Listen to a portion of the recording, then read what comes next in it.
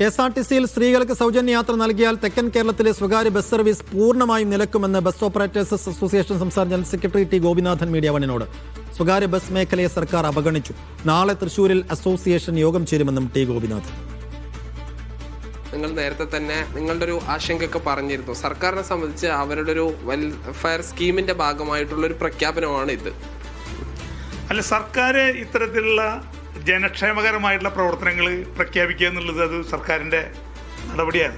പക്ഷേ അത്തരം പ്രഖ്യാപനങ്ങൾ നടത്തുമ്പോൾ നമ്മുടെ നാട്ടിലുള്ള വലിയൊരു വ്യവസായത്തെ തകർത്തുകൊണ്ടാണ് അത്തരത്തിൽ പ്രഖ്യാപനത്തിലേക്ക് പോകുന്നതെന്ന് പറയുമ്പോൾ ഈ നമ്മുടെ വ്യവസായത്തിനെ കുറിച്ച് മനസ്സിലാക്കേണ്ടതെന്ന് വെച്ചാൽ നമ്മുടെ ധവളപത്രം നമ്മൾ ശ്രദ്ധിച്ചാൽ പ്രൈവറ്റ് ഇൻവെസ്റ്റ്മെൻ്റ് ആണ് കൂടുതൽ ഈ ഗവൺമെൻറ് പ്രോത്സാഹിപ്പിക്കണമെന്നാണ് നമ്മൾ ധവളപത്രം വായിച്ചു നോക്കിയാൽ നമുക്ക് മനസ്സിലാവുക.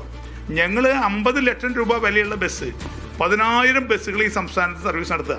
അതായത് 5,000 കോടി രൂപ ഞങ്ങൾ ഇൻവെസ്റ്റ് ചെയ്തിട്ടുള്ള ഞങ്ങൾ സംരംഭകരാണ്.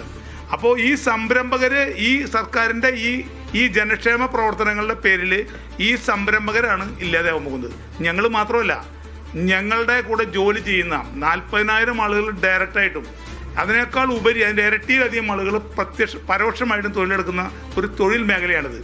ഈ തൊഴിൽ മേഖല ഇതോടുകൂടി ഇല്ലാതെയാവും. എറണാകുളം ജില്ലയ്ക്ക് എറണാകുളത്തിനപ്പുറം തെക്കോട്ടുള്ള മുഴുവൻ ജില്ലകളിലും സ്വകാര്യ ബസ്സുകൾ നിൽക്കും. സ്വകാര്യ ബസ്സുകൾ നിന്നാൽ ഈ നാട്ടിൽ വിദ്യാർത്ഥികൾക്ക് 1 രൂപയ്ക്ക് കൊണ്ടുപോകുന്നത് ഞങ്ങളാണ്. KSRTC പോയാൽ 10 രൂപയ്ക്ക് ഉണ്ടായിരുന്ന കാർഡ് പോലും ഇപ്പം 110 രൂപയ്ക്ക് അവർ വർദ്ധിപ്പിച്ചിരിക്കുകയാണ്.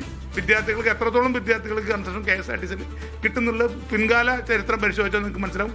അതുകൊണ്ട് സംസ്ഥാനത്ത് സ്വകാര്യ ബസ്സുകൾ ഇല്ലാതായാൽ ഉണ്ടാവാൻ പോകുന്ന ഭവിഷ്യത്തുകൾ ഡയറക്റ്റായിട്ട് ബാധിക്കുക ഈ നാട്ടിലെ ഞങ്ങളെക്കാൾ ഉപരി ഈ നാട്ടിലെ യാത്രക്കാരായിട്ടുള്ള സാധാരണക്കാരായിട്ടുള്ള പാവപ്പെട്ട ജനങ്ങളെ വിദ്യാർത്ഥികളെയാണ്. സമരത്തിലേക്ക് പോകുന്നതിനെ കുറിച്ച് ആലോചിക്കുന്നുണ്ട്. ബസ് നിർത്തിയിട്ടൊരു സമരത്തെ കുറിച്ച് അല്ല, ഞങ്ങൾ ബസ് നാളെ നിർത്തിയിട്ട് സമരം ചെയ്യാൻ പെട്ടെന്ന് അങ്ങനെ ഒരു തീരുമാനത്തിലേക്ക് അല്ല പോകും. പക്ഷേ സ്വാഭാവികമായിട്ട് ഇന്നല്ലെങ്കിൽ നാളെ ഇപ്പോൾ സർക്കാർ പറഞ്ഞത് 80 കോടി രൂപ ഒരു ദിവസം മതിയ ചിലവ് ഇതിൻ്റെ പേരിൽ വരുന്നതാണ് പറഞ്ഞത്.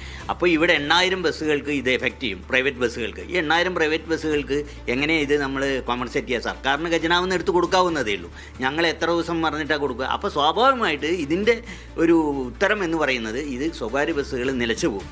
സ്വകാര്യ ബസ്സാണെങ്കിലും KSRTC ആണെങ്കിലും കേരളത്തിന്റെ പൊതുഗതാഗതം എന്നുള്ളതിൽ ഉൾപ്പെടുന്നതാണ്. ഇതിൽ സർക്കാർ ഇനി എന്തെങ്കിലും തങ്ങൾക്ക് പ്രത്യേക പാക്കേജ് വെക്കുമോ എന്നുള്ളതാണ് ബസ് ഉടമകൾ കാത്തിരിക്കുന്നത്. സാജിദ് അജ്മൽ, മീഡിയ 1, പാലക്കാട്.